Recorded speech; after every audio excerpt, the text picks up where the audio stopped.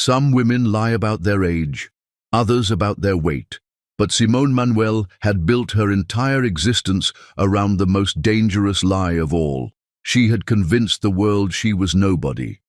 The autumn rain drummed against the windows of Stanford's Tresida Union as Simone Manuel moved through her evening shift at Ground Zero Coffee with the unconscious grace of someone born to ballrooms, not barista stations. Her slender fingers, which should have been adorned with diamonds worth more than most people's houses, instead bore only the calluses of honest work and a simple silver ring she'd bought herself. What the bustling crowd of students didn't know, what nobody could have guessed, was that the young woman refilling their coffee cups was the sole heir to the Manuel Communications empire, a media dynasty worth $12 billion that controlled news networks, entertainment studios, and publishing houses across 6 continents. "Excuse me, miss?" Simone looked up from wiping down the espresso machine to find herself staring into the most striking pair of green eyes she'd ever seen. The man they belonged to was tall, broad-shouldered, with dark hair that looked like he'd been running his fingers through it while studying. His expensive watch caught the light, but his smile was what made her heart skip. "Another coffee?" she asked, proud that her voice remained steady despite the flutter in her chest. "Actually," he said, leaning against the counter with an easy confidence that spoke of privilege, "I was wondering if you'd join me for one sometime. Away from here." "I'm working," she replied, though every instinct screamed at her to say yes immediately. "I mean when you're not working. I'm Rye, by the way, Rye Benjamin." Benjamin. Simone's mind quickly catalogued what she knew about the Benjamin family. Luxury jewelry empire, old money, respectable but nowhere near her father's league. Still, there was something in his eyes that had nothing to do with business dynasties or family fortunes. "Simone," she said, extending her hand. "Simone. Harris." The lie came easily now, after 2 years of practice. His handshake was firm, warm, and lingered just a moment longer than necessary. "So, Simone Harris, would you like to have dinner with me tomorrow night?" Every fiber of her being wanted to say yes, but Simone had learned to be careful. "I don't even know you." "Then let's fix that," Rye grinned. "I'm 24, I study business, I have an irrational fear of butterflies, and I make terrible jokes when I'm nervous. I'm also completely fascinated by the girl who makes the best coffee on campus and reads Dostoevsky during her breaks." Simone glanced down at the worn copy of Crime and Punishment beside the register, surprised he'd noticed. Most people saw the uniform and assumed she was exactly what she appeared to be. "One dinner," she said finally, "somewhere quiet. I know just the place." The next evening, Simone stood outside Romano's, a small Italian restaurant near campus that was the antithesis of the Michelin-starred establishments she'd grown up frequenting. She'd chosen her outfit carefully: jeans, a simple sweater, and flats that had never graced a red carpet. "You look beautiful," Rye said when he saw her, and the genuine admiration in his voice made her pulse quicken. "Thank you," she replied, following him to a corner booth with cracked leather seats and checkered tablecloths. "Sorry it's not fancier," he said as they settled in. "I thought about taking you somewhere expensive, but I figured we should probably figure out if we can hold a conversation first." If only he knew that she owned shares in restaurant chains that made this place look like peasant food by comparison. Instead, she smiled, "I prefer places where you can actually hear yourself think." Over plates of surprisingly good pasta and a bottle of Chianti that cost less than her usual lunch, Simone found herself genuinely relaxed for the first time in months. Rye asked her about her favorite books, her dreams, her thoughts on everything from politics to philosophy. He didn't once mention money, status, or connections. "Tell me about your family," he said eventually, twirling linguine around his fork. The question hit like a physical blow. Here was the moment she'd been dreading, the lie that would either build the foundation of their relationship or destroy it before it began. "I lost my parents in a car accident when I was 16, she said, reciting the story her father's team had crafted so carefully. "I've been on my own since then. Scholarships, work-study programs, that sort of thing." Ray's expression immediately softened with genuine compassion. "God, Simone, I'm so sorry. That must have been incredibly difficult." The kindness in his voice made her hate herself for the deception, but she'd come too far to turn back now. "You learn to be strong when you have to. You're amazing," he said quietly. "I don't think I could have handled something like that with half your grace."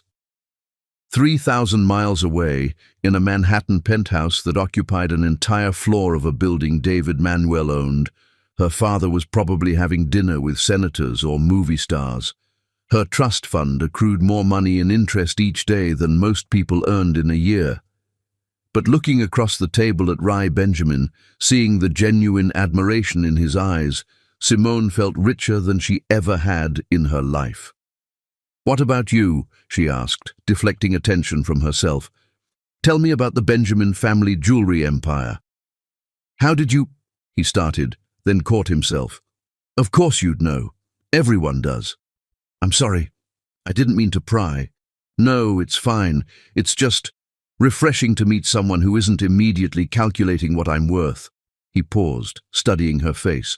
"My family's been in luxury jewelry for 3 generations. We're comfortable, but we're not exactly royalty." Comfortable. Simone almost smiled at the understatement. Rai's family was worth nearly $1 billion, but compared to the Manuel empire, he was practically middle class. "Money doesn't impress me," she said honestly, though for reasons he could never imagine. "Good," Rai replied, reaching across the table to touch her hand, "because I'd rather impress you with who I am than what I have." The electricity that shot through her at his touch was unlike anything she'd ever experienced. Men had pursued her before, countless fortune hunters drawn to the Manuel name and wealth, but none had ever looked at her the way Rai did, as if she were the most fascinating person in the room rather than the richest. "What do you want to do with your life?" she asked, genuinely curious. "Honestly, I want to build something meaningful. The jewelry business is successful, but it's my grandfather's legacy, not mine. I want to create something that matters, something that helps people." His passion was intoxicating. Here was a man with everything handed to him who still wanted to earn his place in the world. The irony wasn't lost on her. She was hiding from the very wealth and power he respected. As the evening progressed, Simone found herself falling deeper under his spell. Rai was intelligent without being condescending, ambitious without being ruthless, and kind in ways that seemed as natural as breathing. When he walked her back to her modest apartment building, she felt a pang of guilt about the deception. "I had an amazing time tonight," he said, stopping at the entrance to her building. "So did I. Would you like to do it again, maybe this weekend?" Simone hesitated. Every date would mean more lies, deeper deception, but looking at his hopeful expression, she couldn't bring herself to say no. "I'd like that very much." When he kissed her goodnight, a soft, tentative touch of lips that promised so much more, Simone felt her carefully constructed walls beginning to crumble. As she watched him drive away in his understated BMW, she whispered a prayer to the universe. "Please don't let this destroy us both." Back in her apartment, Simone called her father on the encrypted phone he'd insisted she keep. "How's the experiment going, sweetheart?" David Manuel's warm voice filled her small kitchen. "I think I'm in trouble, Daddy." "Trouble? Has someone discovered who you are?" "No," Simone said, sinking onto her second-hand couch. "Worse. I think I'm falling in love." David Manuel was quiet for a long moment. He'd indulged his daughter's desire for anonymity because he understood her need to be loved for herself rather than her inheritance, but he'd always feared this moment when the lie became too complicated to maintain. Tell me about him. His name is Rai Benjamin. He's wonderful, Daddy. Kind and genuine and... She paused, tears threatening. And I'm lying to him about everything. Not everything, sweetheart. Your heart is real. Your feelings are real. The rest is just details. Important details. Perhaps. But love has a way of making details less important than we think they are. As Simone hung up the phone, she stared at the photograph on her mantel, the only picture in the apartment that showed her true life. Her and her father at last year's media summit, surrounded by presidents and prime ministers. She looked like a different person in that photo, polished and powerful and completely out of Rai Benjamin's league. But she didn't want to be that person anymore. She wanted to be the girl who served coffee and read Russian novels and made a brilliant, kind man smile just by walking into the room. Outside her window, the Stanford campus sparkled with possibility. Somewhere out there, Rai Benjamin was probably thinking about their date, planning their next one, completely unaware that he'd just asked out one of the most powerful women in the world. The masquerade had begun, and Simone Manuel, for the first time in her privileged life, was about to discover what it truly meant to risk everything for love. But love, as she would soon learn, required more than just the courage to fall. It demanded the strength to trust, the wisdom to forgive, and the faith to believe that some treasures were worth more than all the empires in the world. Would her desperate gamble for authentic love prove to be the greatest investment of her life? Or would the weight of her deception destroy the one thing money could never buy? Chapter 2. Seeds of Poison. Jennifer Benjamin had built her reputation on reading people like ancient texts, but the young woman her son brought home was written in a language she couldn't decipher, and that terrified her more than any threat she'd ever faced. The Waterford crystal chandelier cast dancing shadows across the Benjamin family's formal dining room as Jennifer Benjamin adjusted the place settings for the third time. Everything had to be perfect for this dinner, the first time her son would bring his mysterious girlfriend home to meet the family. Jennifer had been asking careful questions about this Simone Harris for weeks, and every answer only deepened her suspicions. A scholarship student, Rai claimed, an orphan who worked multiple jobs to support herself. The story was compelling, even sympathetic, but Jennifer Benjamin hadn't survived 30 years of high society by taking anything at face value. "Mother, please promise me you'll be nice to her," Rai said as he adjusted his tie in the foyer mirror. "Simone is special." "Of course, darling," Jennifer replied smoothly, though her smile never reached her eyes. "I'm sure she's lovely." When the doorbell rang, Jennifer positioned herself strategically in the living room where she could observe their guests' reactions to the Benjamin family's obvious wealth. The Persian rugs alone were worth more than most people's annual salaries. The paintings were museum-quality pieces that had been featured in Architectural Digest. If this girl was truly from the background Rai described, she should be intimidated, overwhelmed, perhaps even a little clumsy in such surroundings. Instead, Simone Manuel entered the Benjamin mansion as if she'd been born in palaces. "Mrs. Benjamin, thank you so much for having me," Simone said, extending her hand with perfect poise. Her grip was confident, her posture impeccable, and her eyes swept the room with appreciation rather than awe. "Please call me Jennifer," she replied, studying every micro-expression on the girl's face. "What a lovely dress." Simone wore a simple navy blue dress that looked modest until Jennifer's trained eye recognized the subtle signs of exceptional quality, the perfect drape that came only from expert tailoring, the fabric that whispered rather than announced its expense. "Thank you. I got it at a little boutique near campus." Another lie, though Jennifer couldn't prove it. That dress was worth at least $2,000, far beyond the reach of any scholarship student. "Simone, this is my father, Harold Benjamin," Rai said as they moved to the living room. "Harold Benjamin, A distinguished man in his 70s who'd built the jewelry empire from his father's small shop took Simone's hand with genuine warmth.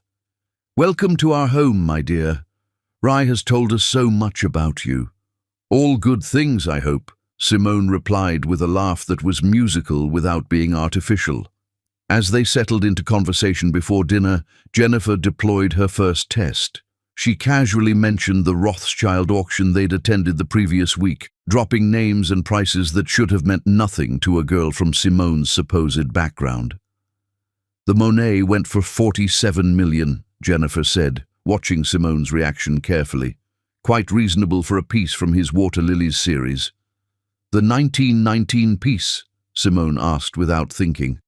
"I read that it had been privately held by the same family since the 1920s. It must have been emotional for them to let it go." Jennifer's eyes sharpened. How did a coffee shop employee know the provenance of museum-quality art? "You seem quite knowledgeable about art," Jennifer observed. Simone realized her mistake immediately. I enjoy reading about it. The library has wonderful art books." "Of course," Jennifer smiled, filing away the information for later analysis. Dinner was an exercise in psychological warfare disguised as pleasant conversation. Jennifer asked seemingly innocent questions designed to trip up someone maintaining a false identity, while Simone navigated each trap with increasing anxiety. "Where did you attend high school, dear?" Jennifer inquired over the soup course. "Lincoln High in Sacramento," Simone replied. She'd memorized every detail of the fictional backstory her father's team had created, complete with fabricated yearbooks and planted references. "How interesting. I have a dear friend whose daughter taught there for several years." "Patricia Wilmington? Perhaps you knew her?" Simone's heart raced. There was no Patricia Wilmington. Jennifer was testing her. "I don't recall that name, but Lincoln was quite large." "Of course." Harold Benjamin, oblivious to the undercurrents, asked about Simone's studies and career aspirations. Her answers revealed an intellect and sophistication that impressed him greatly, though they only made Jennifer more suspicious.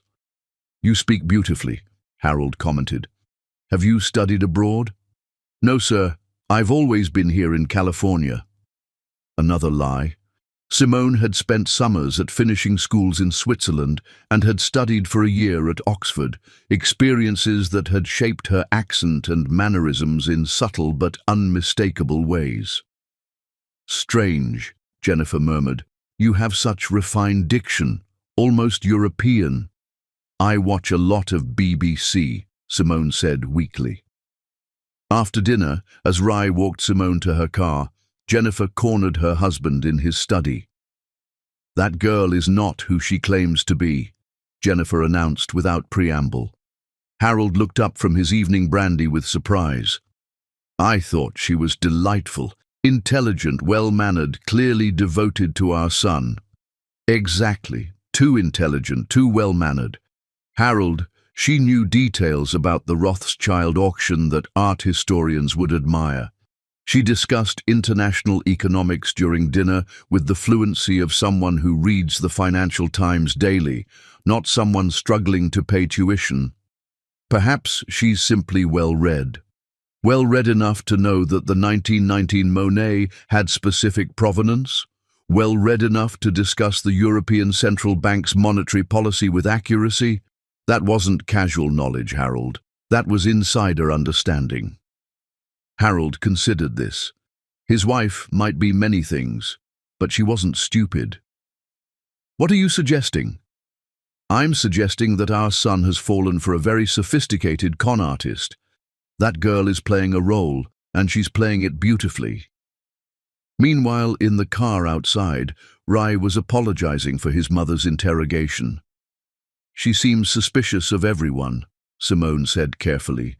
"She's protective, sometimes too protective." Rai took her hand.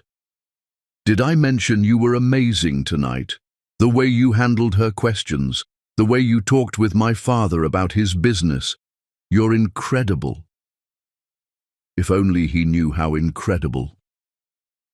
David Manuel's dinner conversations routinely included discussions of global markets, international politics, and cultural trends that shaped entire industries. Simone had been raised in boardrooms and state dinners. Discussing European monetary policy was as natural to her as breathing. "Your family seems wonderful," she lied. "They are, and they're going to love you once they get to know you." As Rai drove her home, Simone stared out the window at the lights of Palo Alto and wondered how long she could maintain this charade. Every lie built walls between them, but the truth felt even more dangerous. How could she explain that she'd been pretending to be poor when she could buy his family's business with pocket change? 3 weeks later, Jennifer Benjamin sat in her private office, reviewing the report from the private investigator she'd hired. The findings were disturbing in their absence of findings. "There's no record of Simone Harris before her enrollment at Stanford," Detective Morrison explained. "No high school yearbooks, no social media history, no paper trail whatsoever. It's as if she materialized from thin air 2 years ago." "That's impossible." "Not impossible, Mrs. Benjamin, just expensive. Someone with enough resources could create an entirely new identity, complete with planted references and false documentation." Jennifer felt vindicated. Her suspicions had been correct. Simone Harris was a fraud, but who was she really, and what did she want with Rai? "I want you to dig deeper," Jennifer instructed. "Find out who she really is and what she's after. That could take months and cost. I don't care what it costs. My son is being targeted by a professional, and I intend to expose her before she destroys his life." The campaign began subtly. Jennifer started planting small seeds of doubt in casual conversations with Rai. "Have you noticed how Simone never talks about her childhood?" she mentioned over breakfast. "Most people have stories, memories, things that shaped them, but she deflects every time you ask about her past." "She's probably still grieving, Mother. Losing your parents that young would be traumatic." "Of course, darling. I just think it's interesting how she's so polished for someone from her circumstances." Jennifer's poison worked slowly but effectively. She began pointing out inconsistencies: Simone's knowledge of wine, her familiarity with fine art, her instinctive understanding of social protocols that should have been foreign to her. "Watch how she handles the silverware tonight," Jennifer whispered to Rai before another family dinner. "See if someone who grew up eating cafeteria food knows which fork to use for the fish course." Rai found himself observing Simone with new eyes, noticing things he'd missed before. Her posture was too perfect, her table manners too refined, her cultural knowledge too extensive. Small doubts began to creep in. "Where did you learn French?" he asked one evening after she'd automatically responded to a waiter at a restaurant. Simone's face flushed. "I took it in high school." "You must have had an excellent teacher." "Yes," she said quietly. "Excellent." The truth was that Simone spoke 7 languages fluently, taught by private tutors who'd cost more per hour than most people earned in a week. But how could she explain that without revealing everything? Jennifer Benjamin watched her son's growing confusion with satisfaction. Soon she would present him with evidence that would shatter his illusions about his precious girlfriend.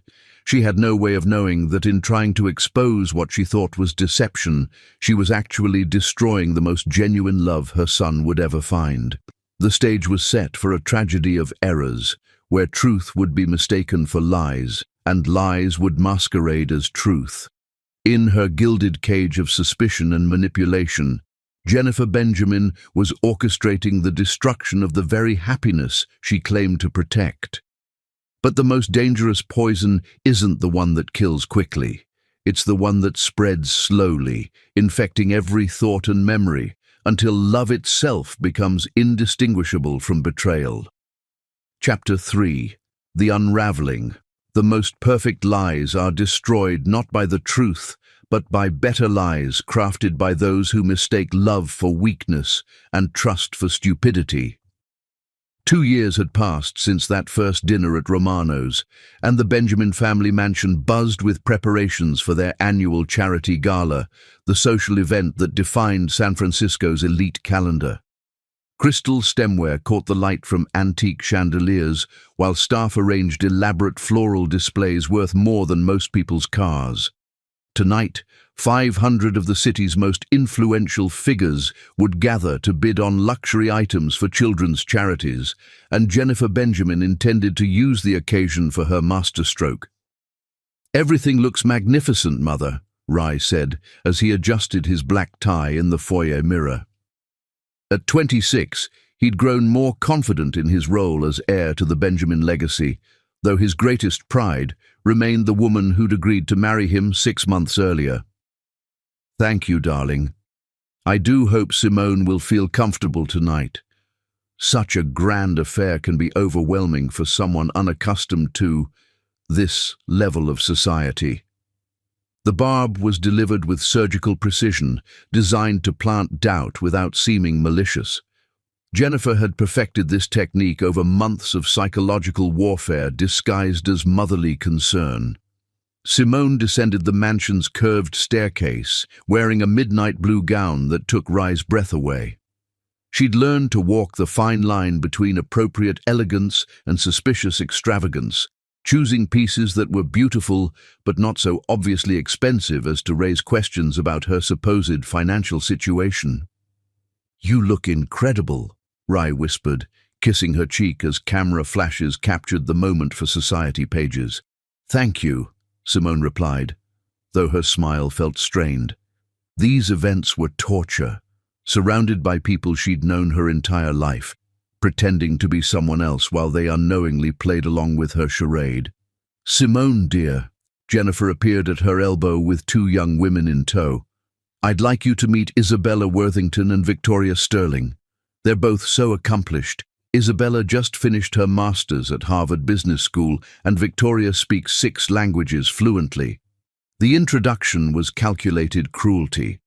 Both women were from prominent families, both had pursued Rai before his engagement, and both represented everything Jennifer thought her son should want: pedigreed wealth with no secrets.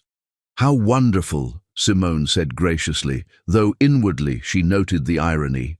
She spoke 7 languages and held dual degrees from Oxford and the Sorbonne, credentials that dwarfed both women's accomplishments. "And what do you do, Simone?"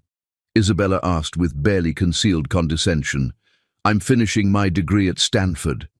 "In what field?" Victoria pressed. "Literature and international relations."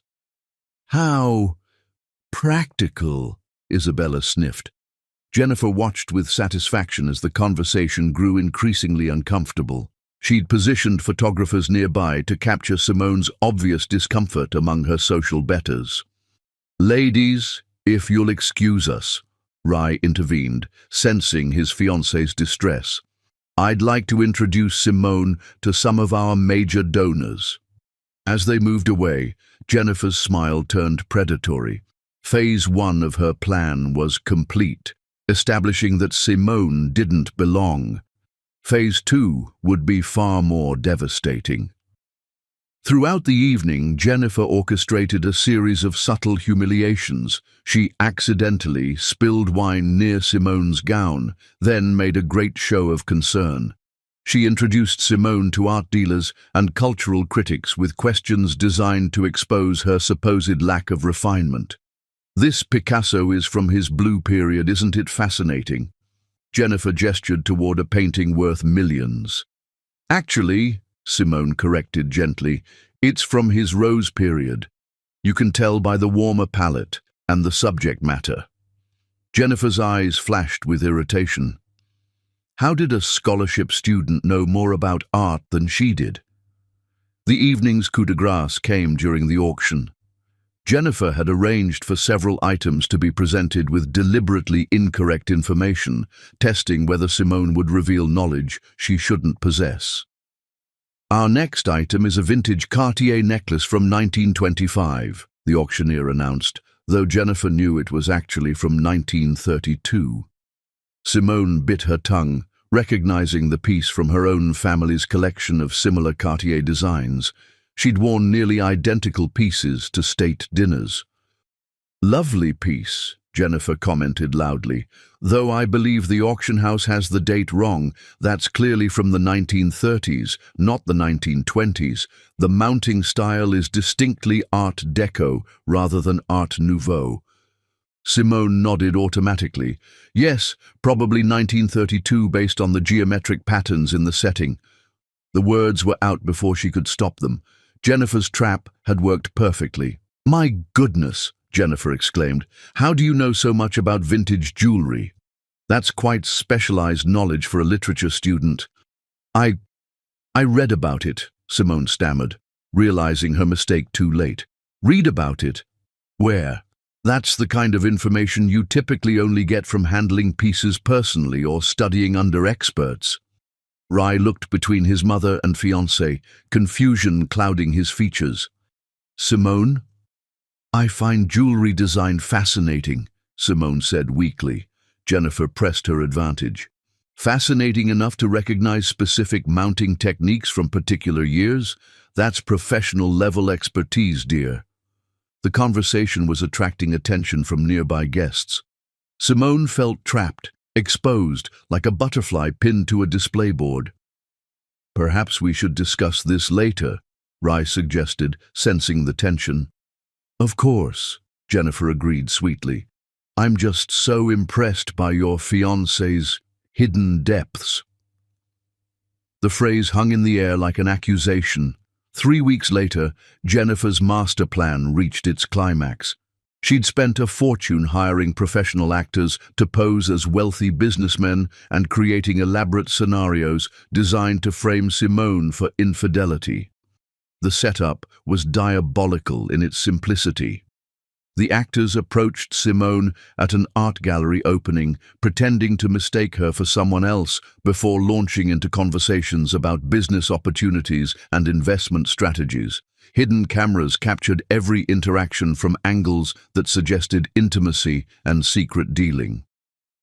"Mr. Peterson, I think you have me confused with someone else," Simone said politely as the first actor handed her his business card. "My apologies, Miss Manuel. I mean, Miss Harris," the actor replied, using the name confusion Jennifer had scripted. "You just reminded me so much of someone I know in the financial sector." The mistake was designed to suggest Simone had multiple identities, multiple names she used in different contexts.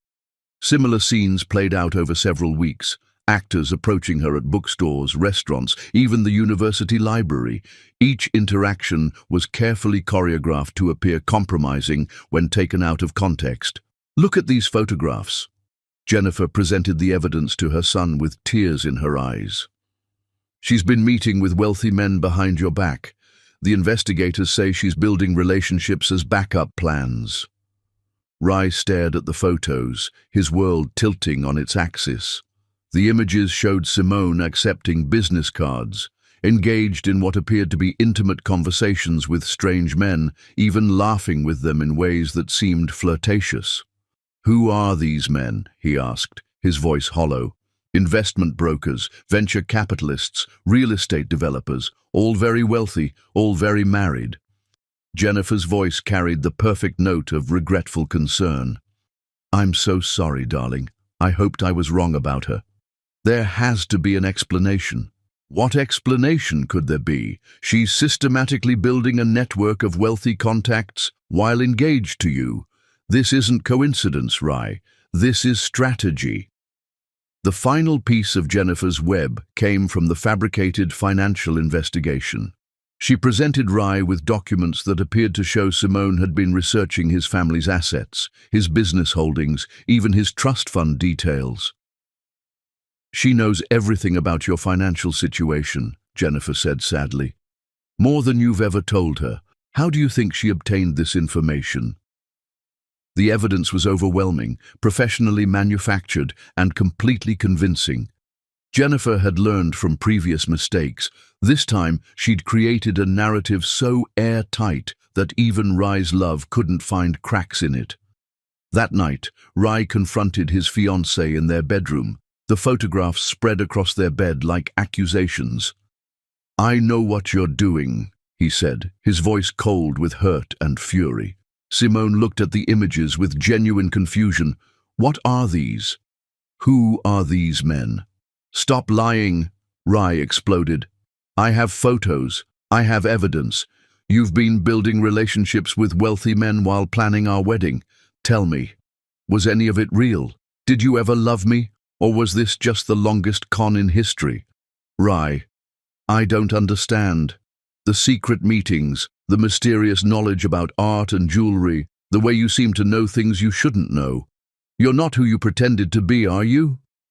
The irony was devastating. He was absolutely right, but for completely wrong reasons. "You think I'm cheating on you?" Simone whispered, her heart shattering. "I think you've been using me from the beginning. I think you studied my family, learned what kind of woman I'd fall for, and became her perfectly."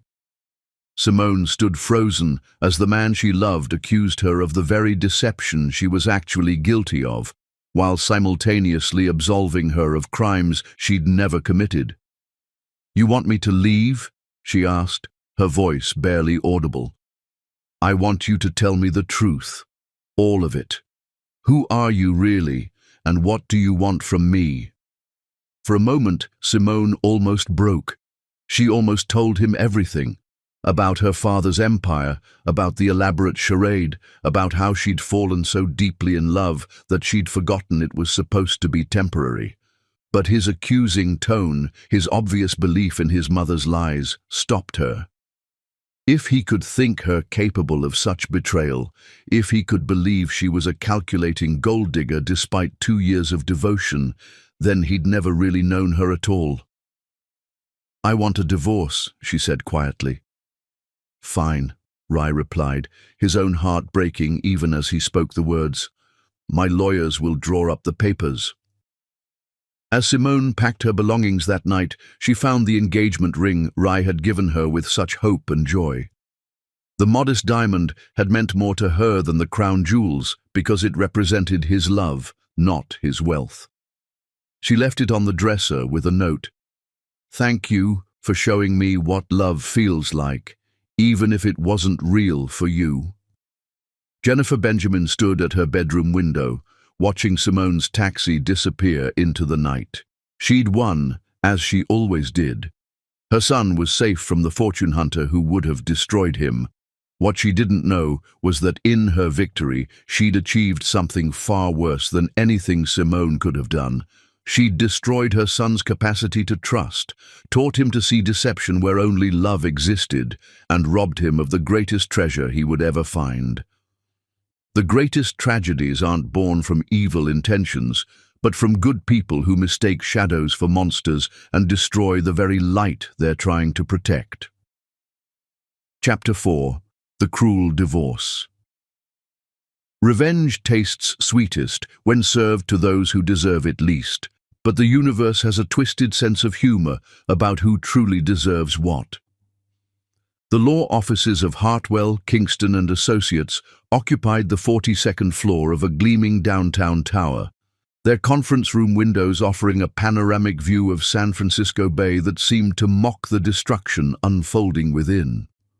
Rai Benjamin sat across from his soon-to-be ex-wife, his face a mask of cold satisfaction as his attorney spread divorce papers across the mahogany table like weapons of war.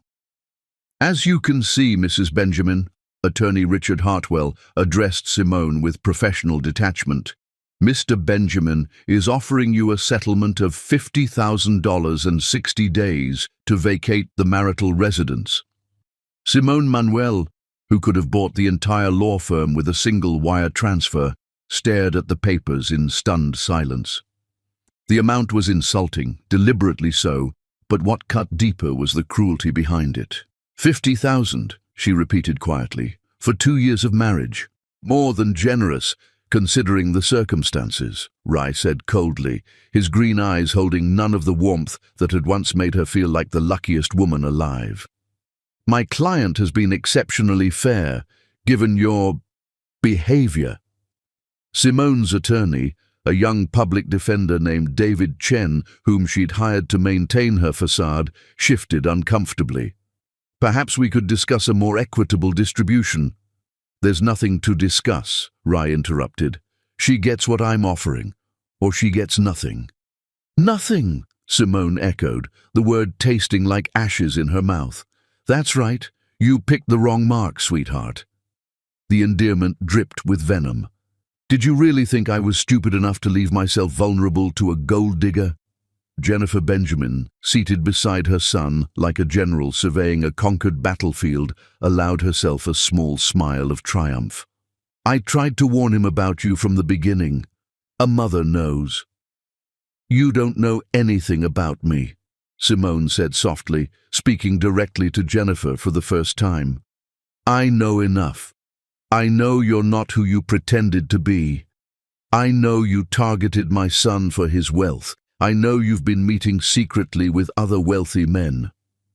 And I know, Rai added with brutal precision, that this whole act, the sweet, grateful poor girl routine, was just that, an act. Simone felt something die inside her chest. Not her love for him, that would prove harder to kill, but her hope that the man she'd married still existed somewhere beneath the bitterness and suspicion. If that's what you believe, she said with dignity that impressed even Hartwell, then there's nothing left to discuss. What none of them knew was that 3 days earlier, Rai's attempt to transfer his assets to his mother's name had failed spectacularly. A simple clerical error in the legal documentation, a missing signature on page 47 of the transfer documents, had left everything in his name. His lawyers, rushing to complete the paperwork before the divorce proceedings, had assured him the transfer was complete without properly verifying the filing. The Benjamin fortune remained entirely vulnerable to California's community property laws. Shall we proceed to the courthouse? Hartwell suggested. Judge Coleman is waiting. The San Francisco Superior Court felt like a mausoleum as they took their places before Judge Patricia Coleman, a stern woman in her 60s who'd presided over more messy divorces than she cared to count. She reviewed the preliminary paperwork with the weary expression of someone who'd seen every possible variation of human greed and betrayal. Before we proceed with asset division, Judge Coleman announced, California law requires me to read the complete financial disclosures from both parties. Rai leaned back in his chair with confident satisfaction. He'd planned this moment carefully, wanting Simone to understand exactly how thoroughly she'd been outmaneuvered. Mr. Benjamin, he whispered to his lawyer, make sure she hears every word. I want her to know exactly what she's losing. Mr. Benjamin's disclosed assets. Judge Coleman began reading from the court documents, her voice echoing in the hushed courtroom. Include primary ownership of Benjamin Luxury Jewelers, valued at approximately $400 million. Additional holdings include investment portfolios totaling $200 million, liquid assets of $120 million, and real property valued at $127 million. Ray's confident expression began to falter. Those numbers represented his entire fortune, assets that should have been safely transferred to his mother's name. Total disclosed assets for Mr. Benjamin, approximately $847 million. The blood drained from Rai's face. His lawyer was frantically shuffling through papers, searching for the transfer documents that should have protected their client's wealth. Your Honor, Hartwell interrupted desperately, there may be an error in the filing. Mr. Benjamin's assets were transferred prior to these proceedings. I'm reading directly from the verified financial disclosure documents filed with this court, Judge Coleman replied sternly. The assets listed are those currently held in Mr. Benjamin's name as of the filing date. Jennifer Benjamin grabbed her son's arm, her own face pale with shock. How is this possible? She hissed. But the judge wasn't finished. Now, regarding Mrs. Benjamin's disclosed assets. Rai barely heard the words at first, still reeling from the revelation that his entire fortune was about to be cut in half. Then the numbers began to register. Trust funds established in her name totaling $4.2 billion. The courtroom fell completely silent, except for the sound of Rai's lawyer's pen hitting the floor. Direct holdings in Manuel Communications, preferred stock, valued at $1.8 billion. Rai's head began to spin. Manuel Communications? The media empire? Additional investment portfolios managed by Goldman Sachs, totaling $600 million. Furthermore, Judge Coleman continued relentlessly, Mrs. Benjamin is listed as the sole heir and daughter of David Manuel, chairman and CEO of Manuel Communications Empire. The silence that followed was deafening. Rai stared at the woman he'd just accused of being a gold digger, the woman he'd mockingly offered $50,000, the woman who was apparently worth more than most small countries.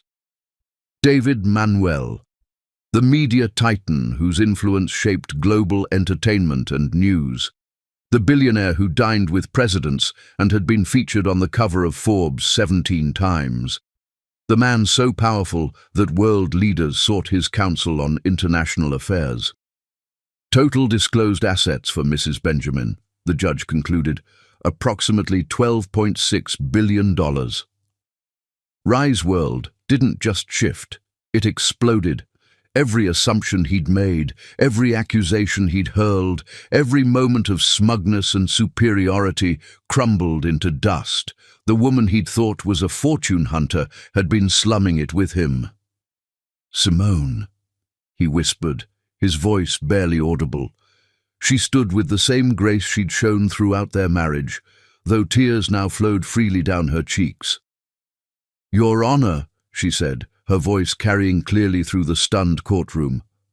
"I formally renounce any claim to my husband's assets.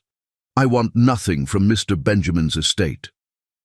"Mrs. Benjamin," Judge Coleman said gently, "you should understand that under California law, you're entitled to half of all marital assets." "I understand, Your Honor, but money has never meant anything to me without love, and apparently I never had that anyway." She turned to face Rai directly for the first time since entering the courtroom. The pain in her eyes was staggering. "You want to know who I really am," she said, her voice growing stronger. "I'm the woman who gave up $12 billion worth of lifestyle to work in a coffee shop because I wanted to be loved for myself, not my inheritance. I'm the woman who lied about being poor because I was terrified that wealth would blind you to who I really was inside." The courtroom was completely silent, everyone hanging on her every word. "I'm the woman who spent 2 years being grateful for your love, never realizing that you were only capable of loving someone you thought was beneath you.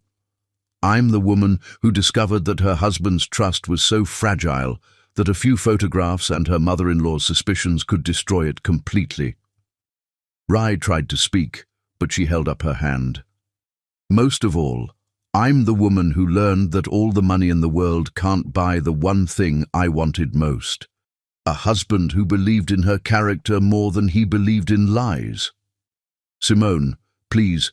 "No," she said firmly. "You made your choice when you decided I was guilty without trial. You chose to believe I was a liar and a cheat, rather than simply asking me to explain. That tells me everything I need to know about your love." Judge Coleman, who'd presided over thousands of divorces, had never seen anything quite like this. "Mrs. Benjamin, are you certain about renouncing your claim? This is an enormous amount of money."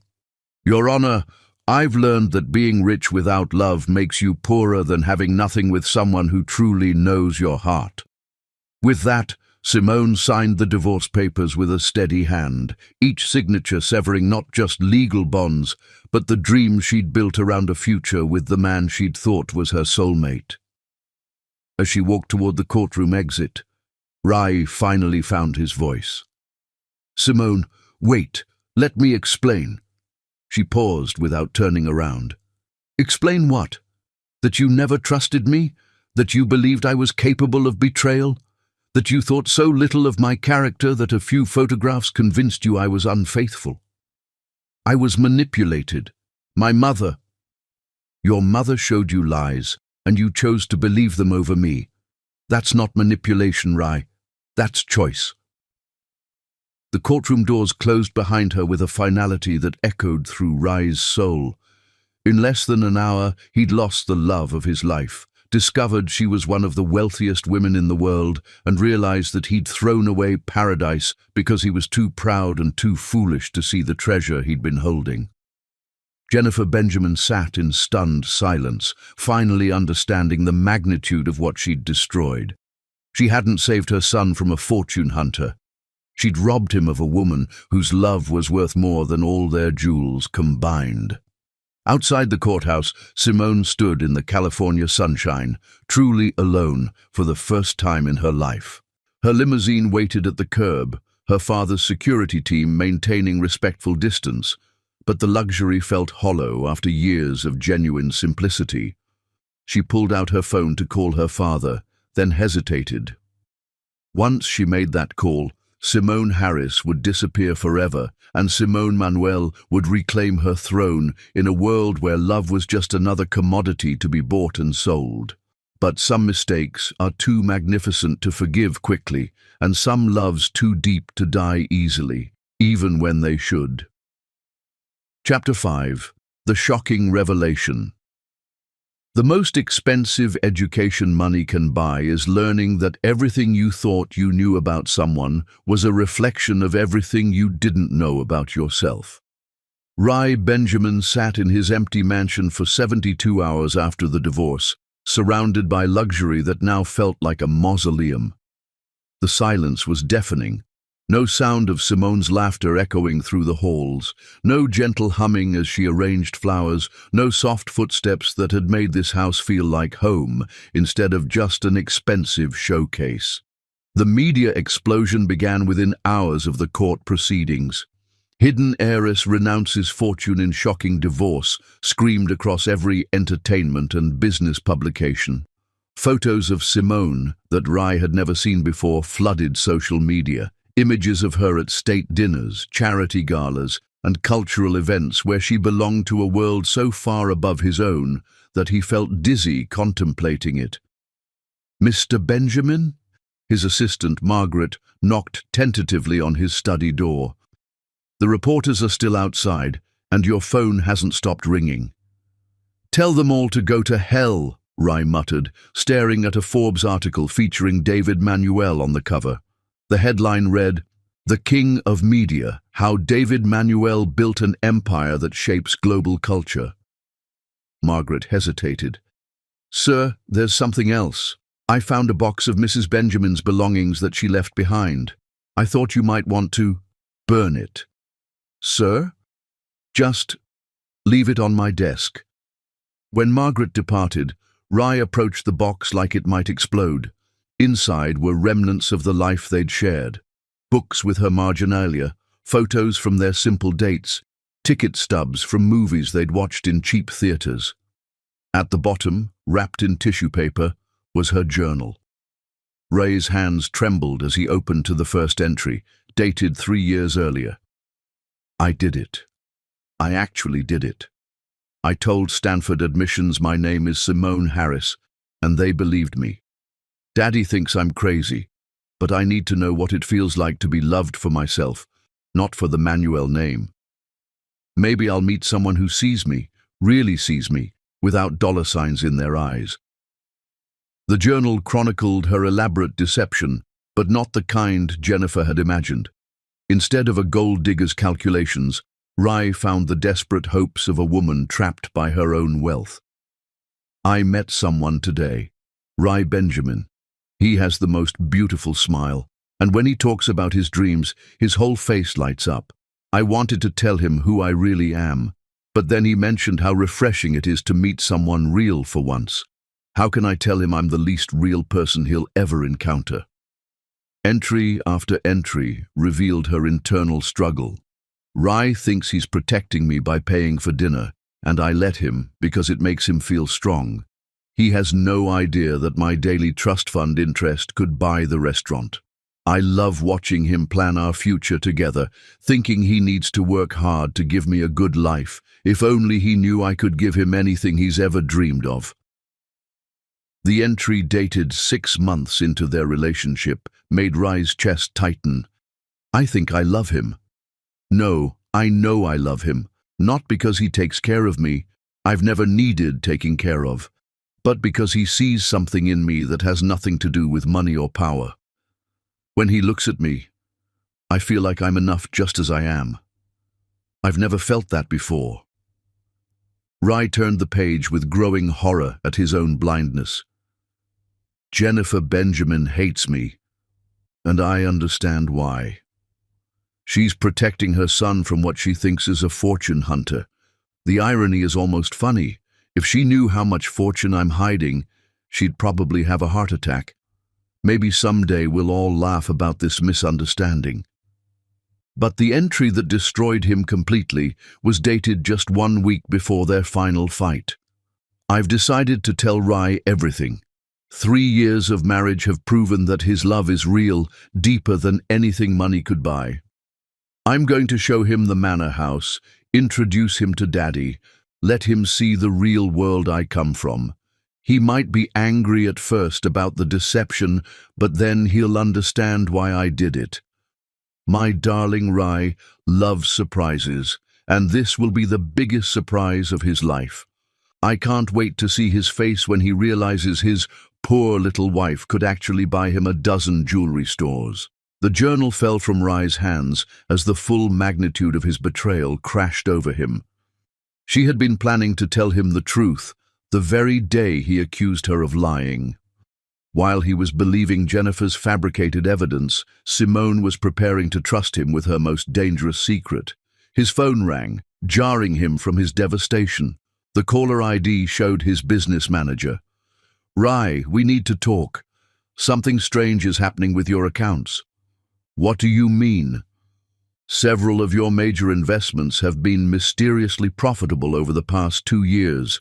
Deals that should have failed somehow succeeded. Contracts that seemed impossible to secure materialized at the last minute. I've been investigating and what? The backing came from shell companies that I've now traced to Manuel Communications subsidiaries. Your wife, ex-wife, has been secretly supporting your business for years." Rai closed his eyes, the pieces of a devastating puzzle falling into place. "How much?" "Conservative estimate? She's probably responsible for about 60% of your company's growth since your marriage. Without her hidden support, Benjamin Jewelers would have been struggling to stay afloat." The woman he'd accused of being a gold digger had been quietly making him golden. That evening, Rai drove aimlessly through the city until he found himself outside the Manuel estate for the first time. The massive iron gates bore the family crest he now recognized from business magazines, a soaring eagle clutching a golden globe symbolizing the family's reach across continents. The security guard emerged from a booth that looked more like a small palace. "Can I help you, sir?" "I'm Rai Benjamin. I need to see Simone." The guard's expression shifted to barely concealed hostility. "I'm sorry, sir. Ms. Manuel is not receiving visitors. Please, just tell her I need to apologize." "Sir, I have explicit instructions." "Then let me wait. I'll wait here until she agrees to see me." For 6 hours, Rai sat in his car outside those gates, watching the sun set over an estate that made his family's mansion look like a cottage. Luxury vehicles came and went. Diplomats, celebrities, business leaders whose faces he recognized from international news.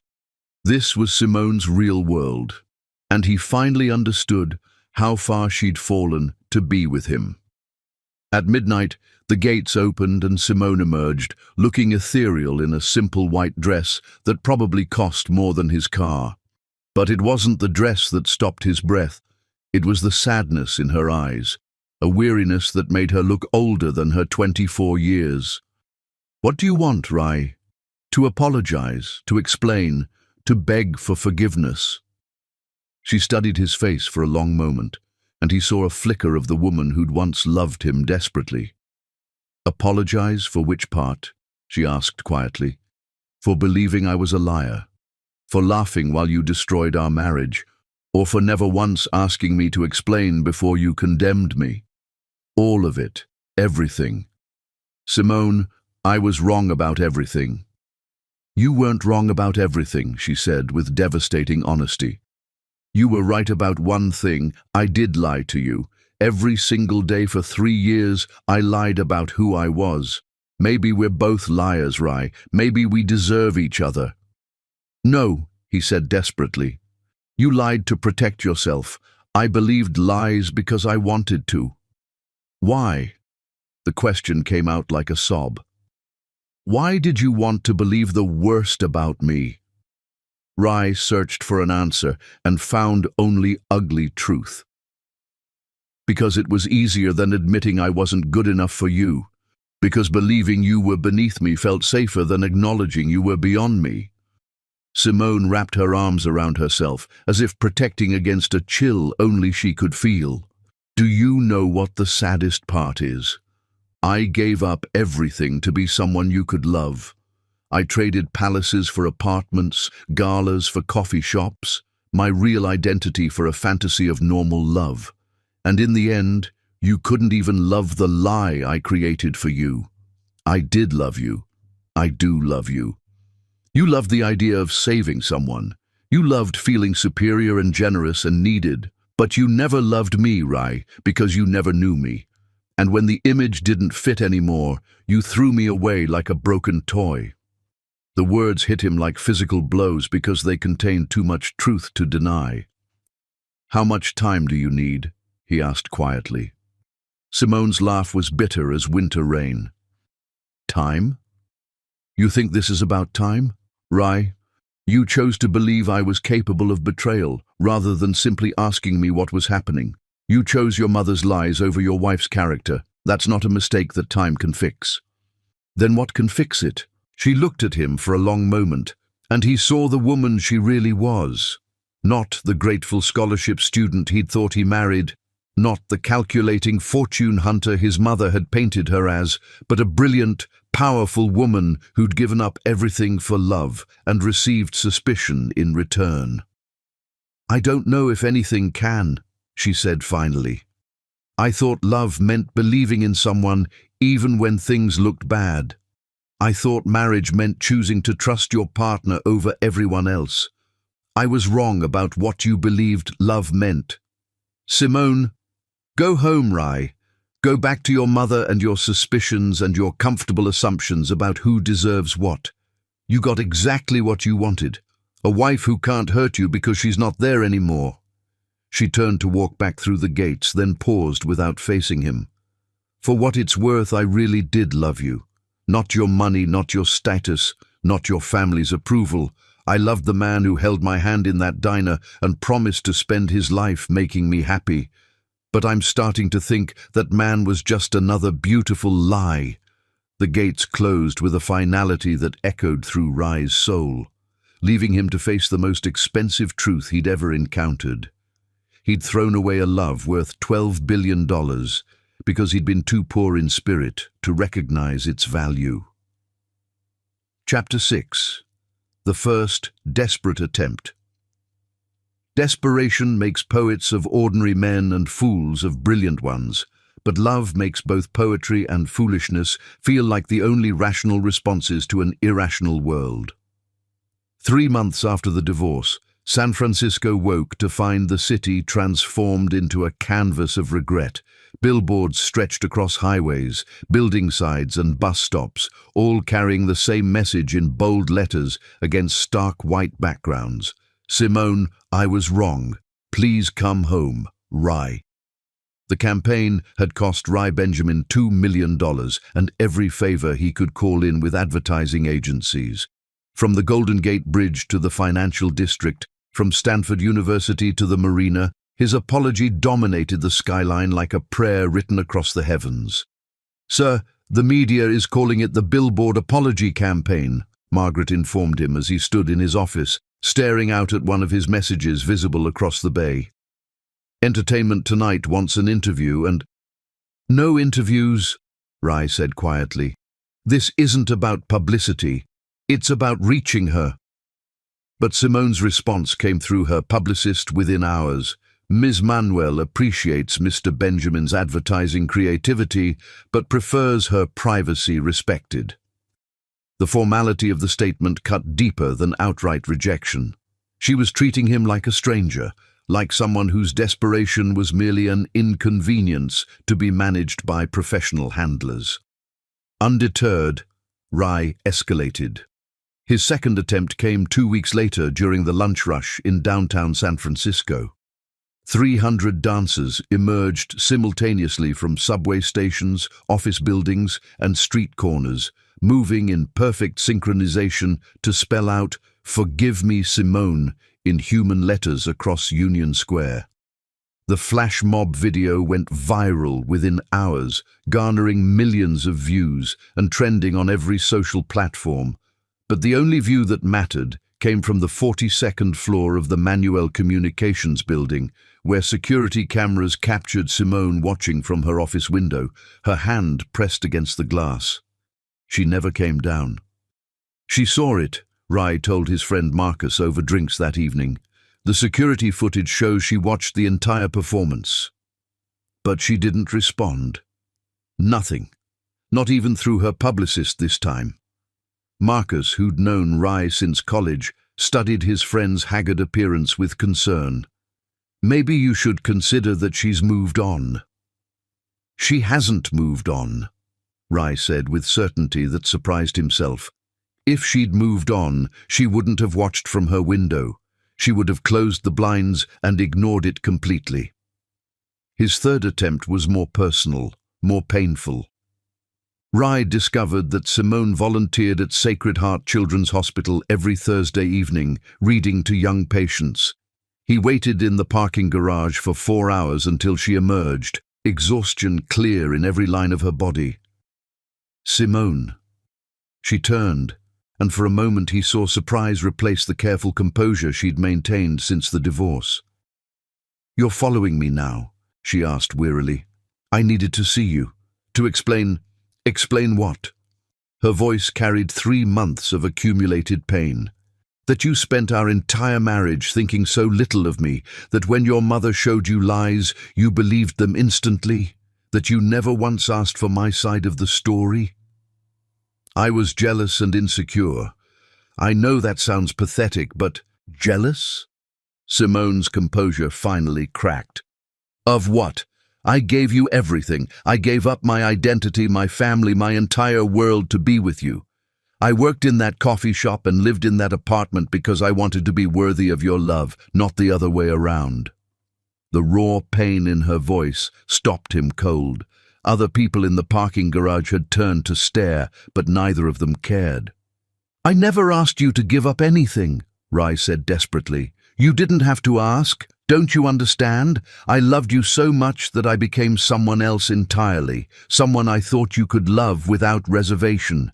And even then, even when I made myself small enough to fit into your world, you still found reasons to doubt me." Tears flowed freely now, and Rai felt his heart breaking all over again. "The saddest part," she continued, her voice dropping to a whisper, "is that you never saw the real me anyway. You fell in love with your idea of a grateful poor girl who needed rescuing. When that image didn't fit anymore, you threw me away." She walked toward her car, a modest Honda she drove to maintain her cover, though Rai now knew her garage contained vehicles worth more than his entire business. "Simone, please." She turned back one final time, and the look in her eyes was devastating. "I don't miss Rai Benjamin the millionaire," she said softly. "I miss the man who held my hand in that diner and told me his dreams, but I'm starting to think that man never really existed. I think he was just another role you played, the humble, genuine guy who was really just slumming it with someone he thought was beneath him." The accusation hit like a physical blow because it contained enough truth to wound. Had he unconsciously enjoyed feeling superior? Had some part of him relished being the wealthy benefactor to her struggling student? "That's not true," he said, but his voice lacked conviction. "Isn't it? When you introduced me to your friends, how did you describe me? As your brilliant, accomplished girlfriend, or as the poor scholarship student you were helping?" Rai opened his mouth to deny it, then closed it again. The horrible truth was that he had described her that way, had taken unconscious pride in his own generosity. "I thought so," Simone said sadly. "Goodbye, Rai." This time, when she drove away, Rai didn't follow. He stood in that parking garage for another hour, facing the uncomfortable truth about his own motivations. Had he loved Simone, or had he loved the story he'd told himself about loving her? His fourth attempt came 6 weeks later. Through careful research, he'd learned that Simone's favorite author, Elena Ferrante, was doing a rare reading at City Lights bookstore. He arrived 2 hours early, claiming a seat in the back row and praying she would come. When Simone entered, elegant in a simple black coat, she saw him immediately. For a moment, he thought she might leave. Instead, she took a seat in the front row and listened to the entire reading without acknowledging his presence. The author read from her latest novel about women's friendship and betrayal, and every word seemed to echo the themes of trust and deception that had destroyed their marriage. When the reading ended, Rai approached with a first edition of My Brilliant Friend that had cost him 3 months' salary. "I remember you mentioning this was your favorite novel," he said hopefully. Simone looked at the book, then at him, and he saw something shift in her expression, not softening, but a kind of resigned sadness. "I have this edition already," she said gently. "My father gave it to me for my 16th birthday, along with signed copies of everything Ferrante had written at that point." The reminder of everything he'd never known about her real life hit like a slap. David Manuel had probably met Elena Ferrante personally, had probably commissioned those signed copies as easily as Rai might order flowers. "Keep it anyway," she said, not unkindly. "Maybe someday you'll read it and understand why I loved it so much." "Why did you love it?" Simone was quiet for a moment, then looked directly into his eyes for the first time since the divorce. "It's about a woman who loses herself trying to become what she thinks someone else wants her to be. It's about friendship and betrayal and the terrible things we do to ourselves for love." She paused. "It's about discovering that the person you trusted most never really knew you at all." With that, she walked away, leaving Rai holding a book that now felt like an indictment of everything he'd failed to understand about the woman he'd married. Standing outside City Lights bookstore, watching her disappear into the San Francisco night, Rai finally began to comprehend the magnitude of what he'd lost. Simone Manuel wasn't just wealthy, she was extraordinary, brilliant, compassionate, powerful enough to shape the world, yet humble enough to serve coffee. She had chosen him over presidents and princes, had given up a throne to sit beside him in diners, and he had thrown it all away because he was too insecure to believe he deserved such a miracle. His phone buzzed with a text from an unknown number. "Stop embarrassing yourself. She's moved on. A friend." Rai stared at the message, wondering if it was true.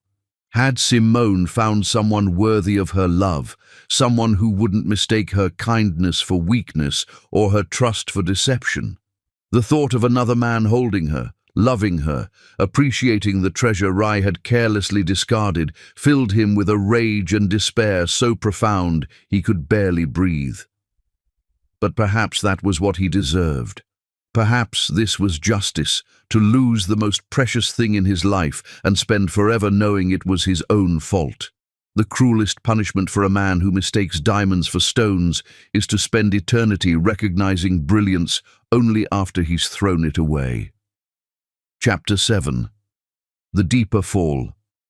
Pride, they say, comes before the fall, But sometimes the fall comes before the wisdom, and wisdom comes only after you've learned to crawl through the wreckage of everything you thought you knew about love. 6 months after the billboard campaign, Rai Benjamin's world had contracted to the size of his regrets. His business, stripped of Simone's secret support, hemorrhaged money like a severed artery. The Benjamin jewelry empire that had taken 3 generations to build was crumbling in real time, and the society pages that had once celebrated his success now chronicled his spectacular decline with gleeful precision. "Mr. Benjamin," his accountant delivered the monthly report with the enthusiasm of a funeral director. "We're looking at another 12% drop in revenue. The Worthington account pulled out yesterday, and the Sterling family has requested their pieces be appraised for insurance purposes, usually a prelude to selling." Rai nodded absently, staring at the latest gossip column headline. "From billionaire heiress to better prospects, Simone Manuel spotted with European royalty." The accompanying photos showed Simone at a Vienna charity gala, radiant in emerald silk, laughing with Prince Alessandro of Austria. She looked like she belonged in that world of crowns and titles. Because she did. She'd always belonged there, and Rai was finally understanding how far she'd stooped to love him. His 5th attempt at reconciliation had been born from this realization. If grand gestures weren't working, perhaps humble truth would. He'd written her a letter, pouring his heart onto paper with the desperation of a dying man writing his final confession. "Dearest Simone, I know I have no right to your attention, but I need you to know that discovering who you really are made me realize I never knew myself at all. You are magnificent, not because of your wealth, but because you chose love over safety. You risked everything to be with someone you thought was beneath your station, while I couldn't even trust the woman I claimed to adore. I'm not asking for forgiveness because I don't deserve it. I'm not asking for another chance because I haven't earned it. I just want you to know that losing you taught me what love actually means. Forever yours, even if you're no longer mine. Rai." Her response had come through lawyers. "Ms. Manuel requests that Mr. Benjamin cease all contact. Further attempts at communication will be considered harassment." "She won't even read my letters anymore," Rai confessed to his father during one of their increasingly frequent conversations about the family business's decline.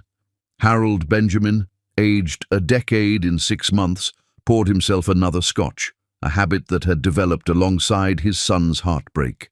"Can you blame her? You accuse that girl of terrible things, Rai. Things that would be unforgivable to someone with her pride." "Her pride? She's the one who lied for 3 years. She lied about her bank account, not her heart. There's a difference." The words stung because they came from his father, the man whose approval Rai had spent his life seeking.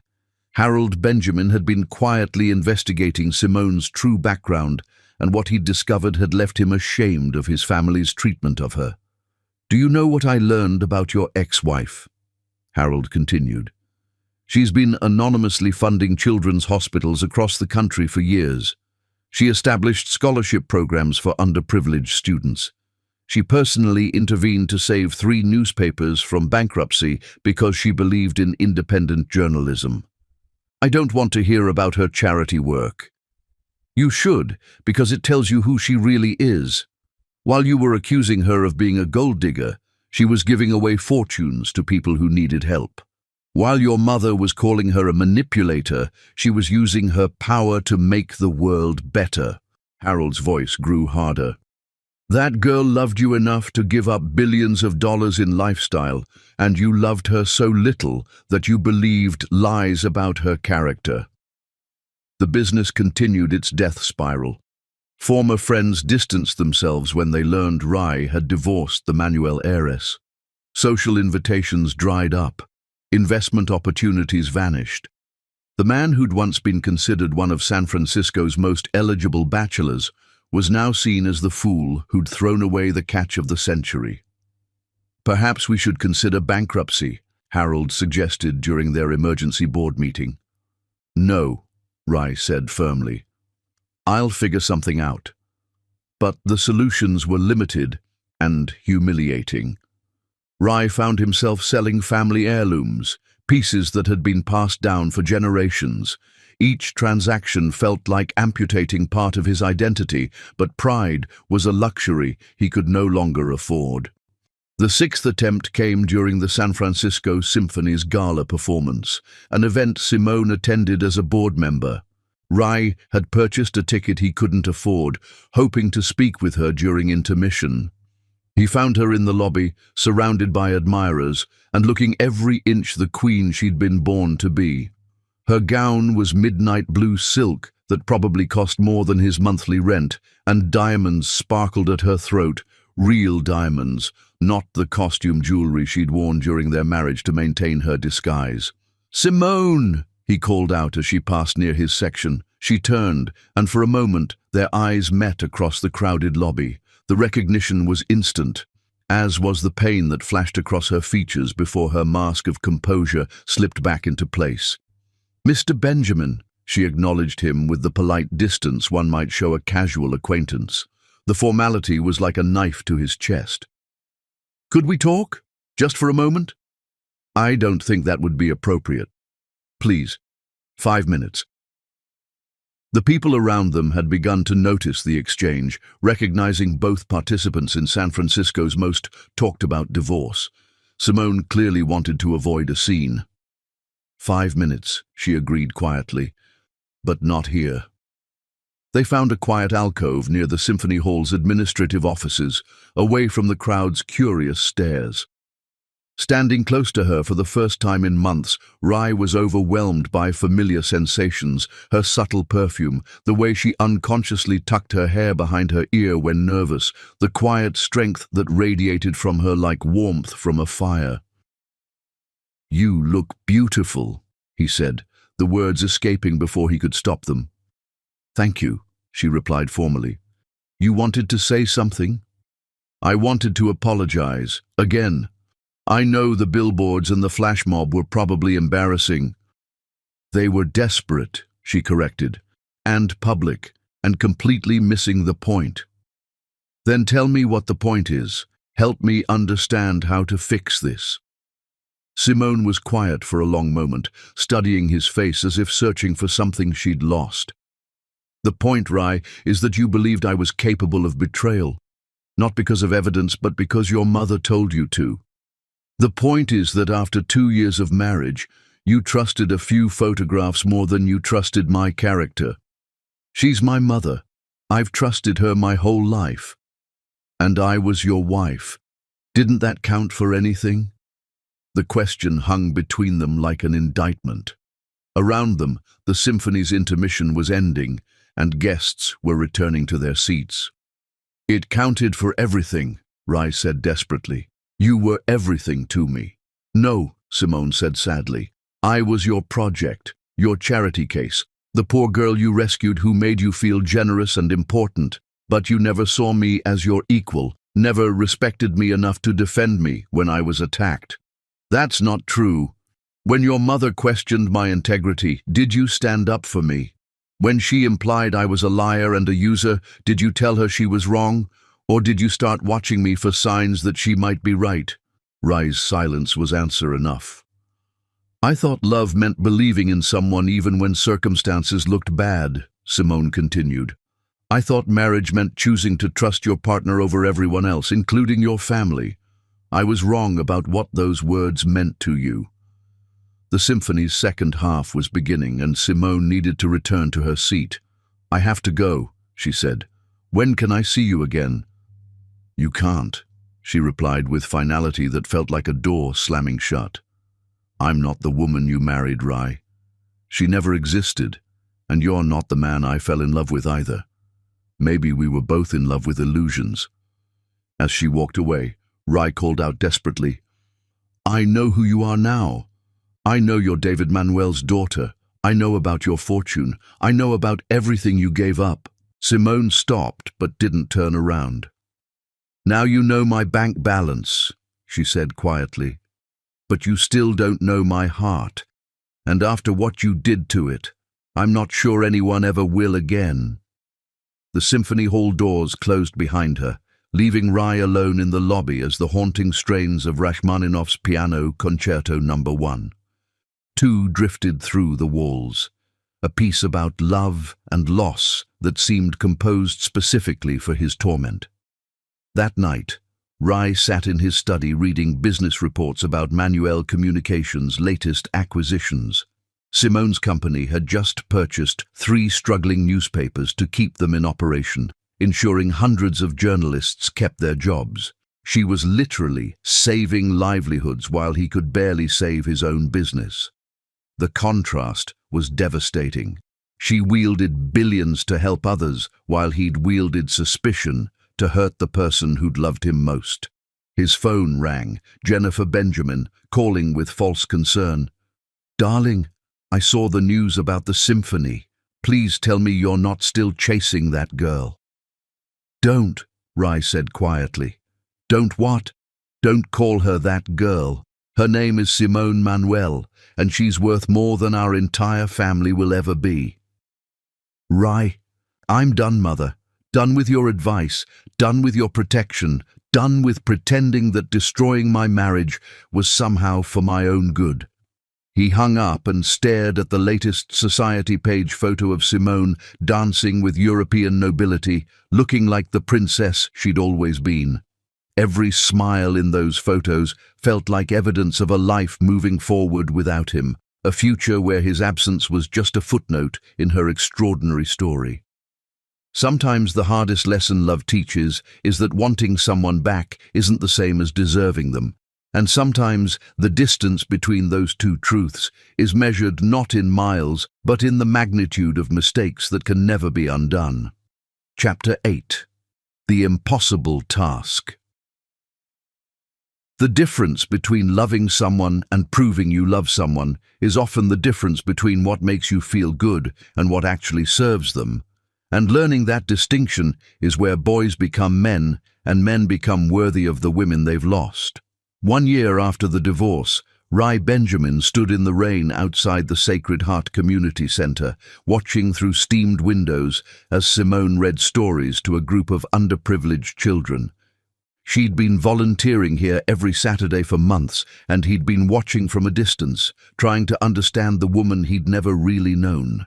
Inside, 8-year-old Maria Rodriguez climbed into Simone's lap as she finished reading The Little Prince, and Rai saw his ex-wife's face transform with genuine joy.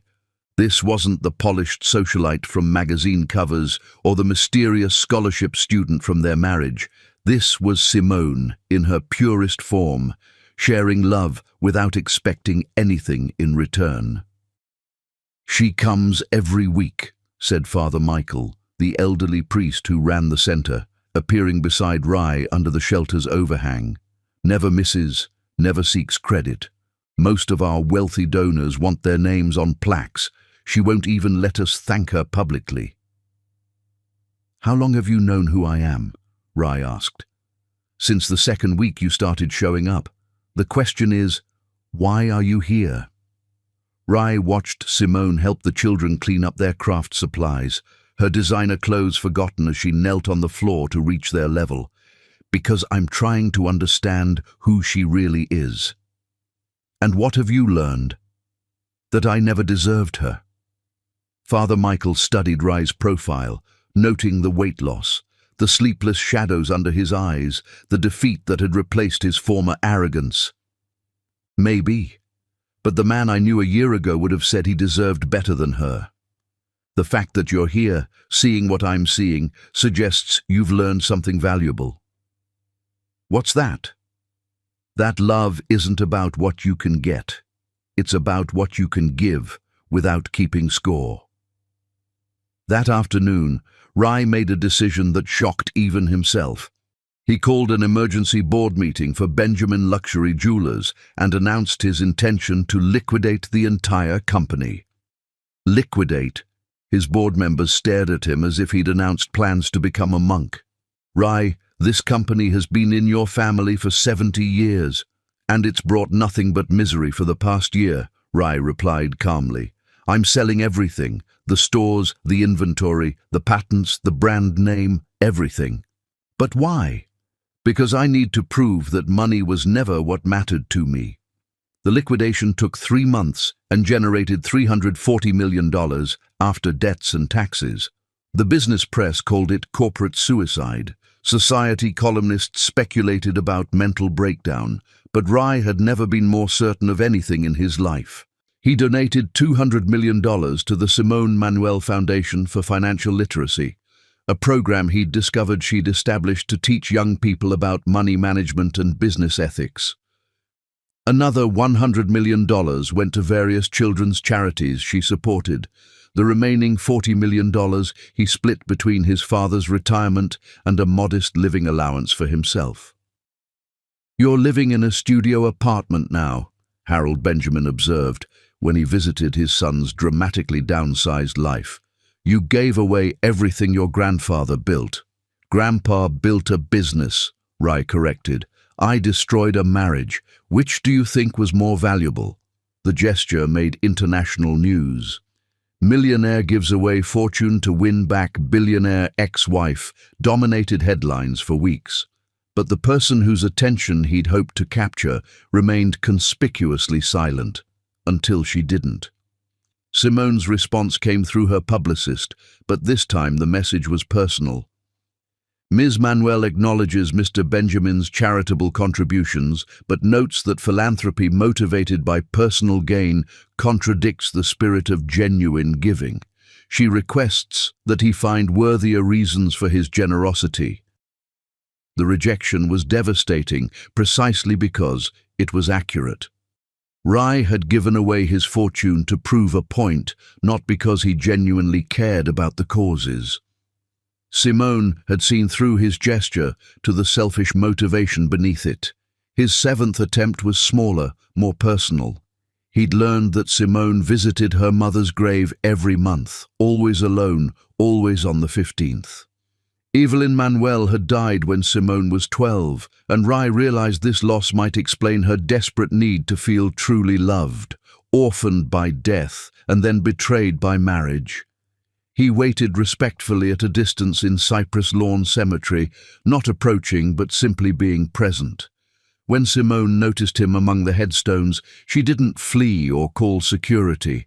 Instead, she finished her quiet conversation with her mother's memory, arranged fresh white roses, and walked slowly in his direction. "How long have you been watching me grieve?" she asked without anger, just exhaustion. "Today was the first time. I wanted to understand.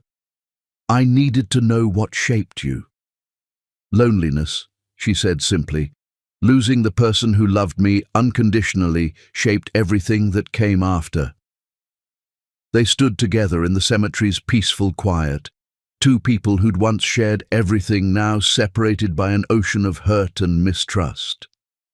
"She would have liked you," Simone said eventually. "My mother, she had a gift for seeing people's true hearts. What would she see in mine?" Simone considered the question seriously. Potential, pain, a man who's finally asking the right questions but might be asking them too late. "Is it too late?" "I don't know," she admitted. "I loved you so much that I became someone else entirely. But I don't know if I can love someone who needed me to be less than I am to feel good about himself." "I never needed you to be less." "Didn't you?" she interrupted gently. "Be honest, Rai. When you thought I was poor, didn't it feel good to be the provider? When you thought I needed rescuing, didn't it make you feel important? When you introduced me as your scholarship student girlfriend, weren't you a little proud of your own generosity?" Rai opened his mouth to deny it, then closed it again. The uncomfortable truth was that he had felt those things, had unconsciously enjoyed being the successful one in their relationship. "I think," Simone continued, "you fell in love with how loving me made you feel about yourself. But I needed someone who could love me at full strength, not someone who needed me to dim my light to shine brighter." A maintenance worker approaching to close the cemetery gates gave them a pointed look. "I should go," Simone said. "When will I see you again?" "You won't," she replied with sad certainty. "Because the woman you want to see, the grateful, dependent girl who made you feel like a hero, she was never real. And the woman I actually am deserves better than someone who needed her to be smaller, to love her bigger." As she walked away between the headstones, Rai finally understood the impossible nature of his task. He wasn't trying to win back the woman he'd married. He was trying to become worthy of the woman she'd always been. But transformation, he was learning, required more than grand gestures or charitable donations. It required the hardest work of all, fundamentally changing who he was inside. Standing alone among the graves of people who'd loved and lost, Rai made a quiet promise to his ex-wife's mother's memory. "I'm going to become the man your daughter deserved to marry. Even if it's too late for us, I'm going to become him." The wind through the cypress trees sounded almost like approval, or perhaps that was just wishful thinking from a man who'd learned that some mistakes require a lifetime to repair. But the most profound journeys begin not with the first step forward, but with the courage to acknowledge how far backward you've actually traveled from where you needed to be. Chapter 9. The Mirror of Truth. Sometimes the person you need to become can only be discovered by working with people who have nothing to give you except the chance to give everything of yourself. 18 months after the divorce that had shattered his world, Rai Benjamin walked through the doors of Sacred Heart Community Center not as heir to a jewelry empire, but as a volunteer who'd been scrubbing floors and serving meals for 6 months. The transformation was so complete that even he barely recognized the man he'd become. "Morning, Mr. B," called out 12-year-old Elena Rodriguez, bouncing over with the irrepressible energy that had made her his favorite student in the after-school program. "Are you ready for our chess match today?" "I don't know," Rai grinned, genuinely happy for the first time in months. "You've been practicing those openings I taught you. I might be in trouble." Elena beamed with pride. 6 months ago, she'd been failing in school and acting out at home. Now she was tutoring younger kids in math and had discovered a gift for strategic thinking that extended far beyond the chessboard. "Elena's mother wants to thank you again," said Sister Catherine, the nun who coordinated the center's educational programs. "Her grades have improved dramatically since you started working with her." "Elena did all the work," Rai replied, meaning it. "I just showed her she was already smart enough." What had begun as penance had become purpose. Rai discovered that working with these children, kids who had every excuse to be bitter about life's unfairness, taught him more about resilience and gratitude than his privileged upbringing ever had. They didn't care about his former wealth or his family name. They cared about whether he showed up, whether he kept his promises, whether he genuinely invested in their success. "Mr. B, can you help me with something?"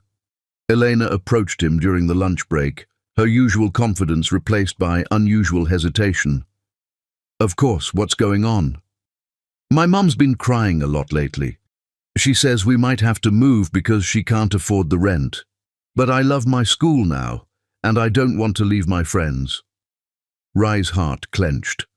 Elena's mother worked 2 jobs just to keep their small apartment, and even that wasn't enough in San Francisco's brutal housing market. "Let me talk to Sister Catherine," he said gently. "Maybe we can figure something out." "You'd do that? But we can't pay you back." "Elena, the best things in life aren't about paying back. They're about paying forward." Later that afternoon, Rai quietly arranged for an anonymous donation to cover Elena's family's housing costs for the next year. It was money he couldn't really afford from his drastically reduced circumstances, but seeing Elena's relief when she learned they wouldn't have to move was worth more than any luxury he'd ever owned. "You've changed," observed Dr. James Harrison, the center's director, as they cleaned up after the day's programs. When you first started volunteering, I could tell you were here for someone else's approval. Now you're here for the right reasons. What are the right reasons? You tell me. Rai considered the question as he helped stack chairs.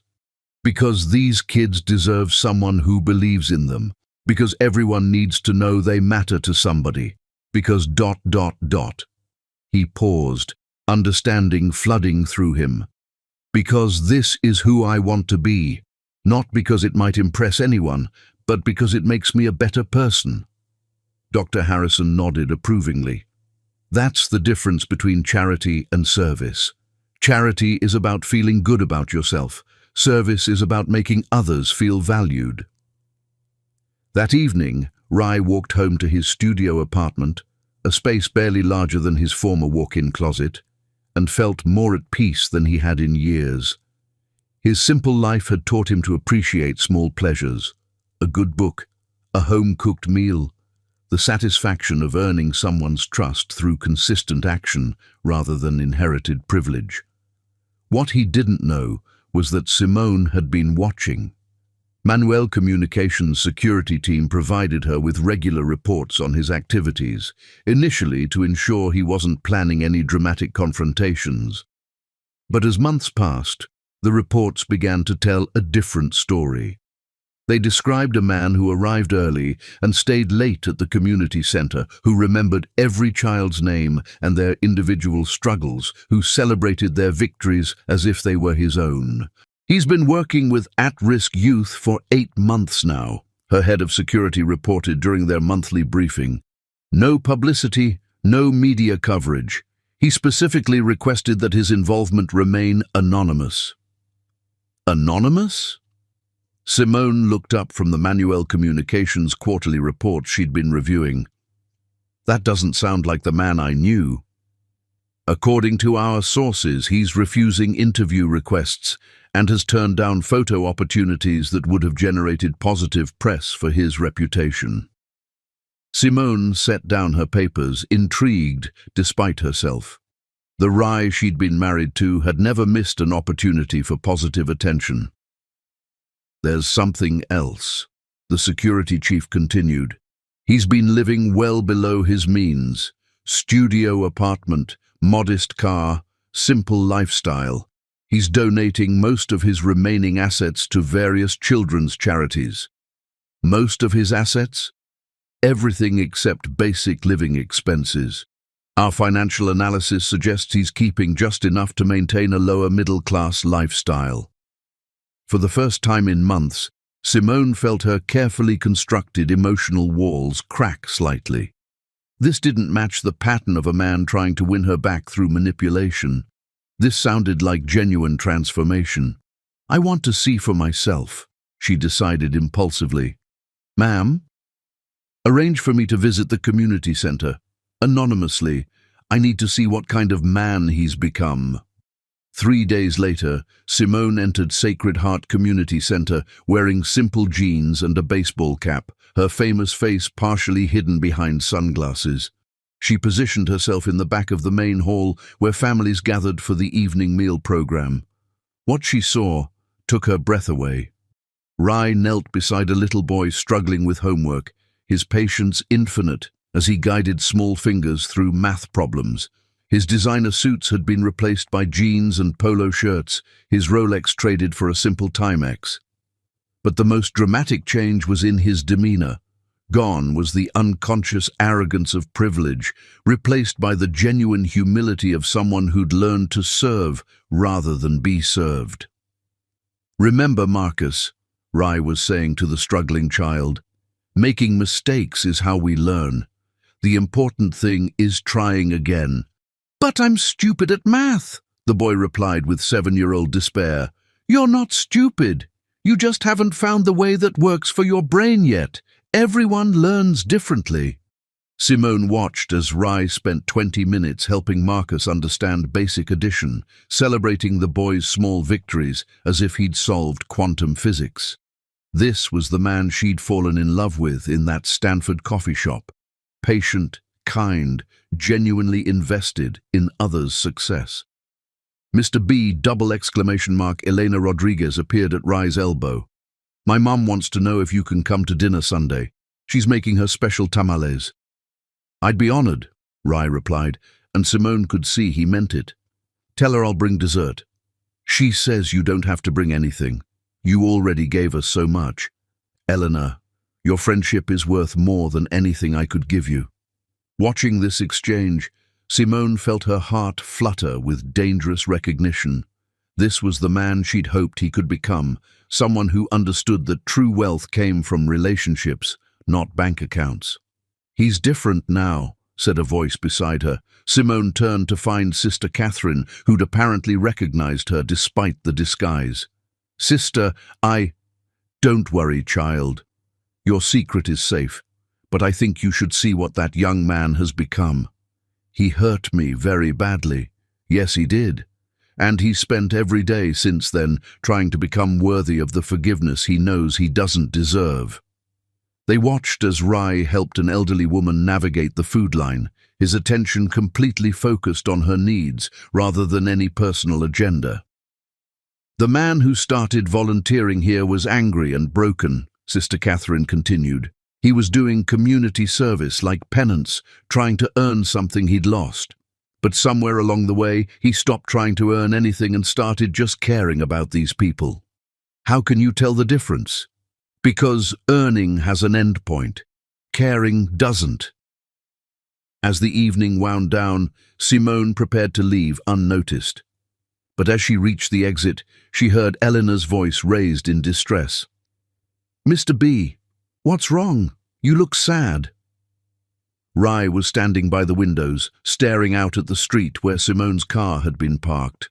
Sometimes you catch a glimpse of something beautiful that you lost, he said quietly, and it reminds you of what your life could have been if you'd been a better person.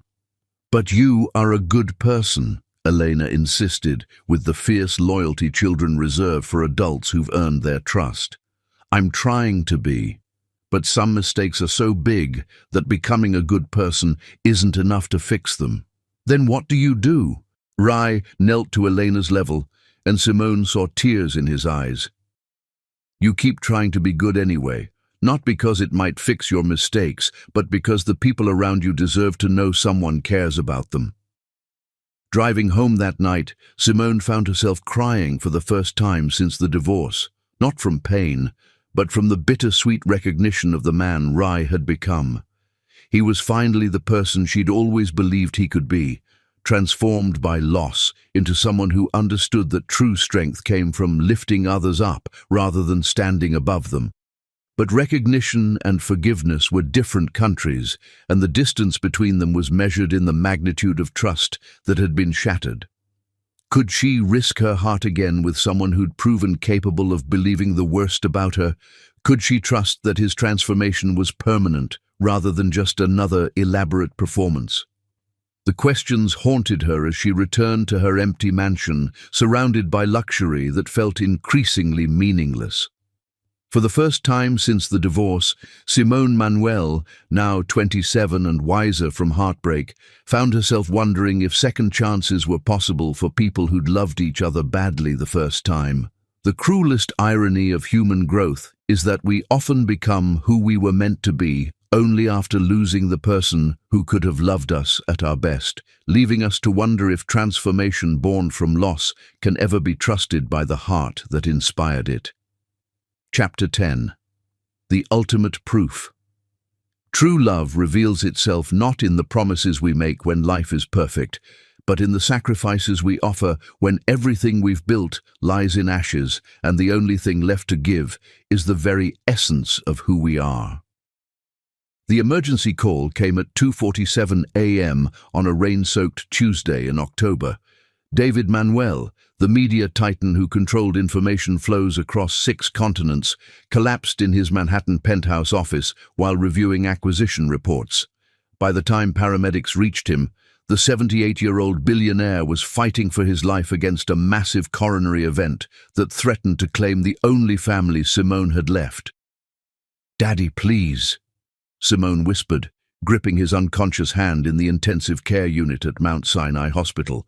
You can't leave me too, not after everything." For 48 hours, David Manuel teetered between life and death, while Manuel Communications stock plummeted in global markets. Board members pressed Simone for decisions about the empire's future, but she couldn't think beyond her father's labored breathing and the machines that kept him anchored to the world.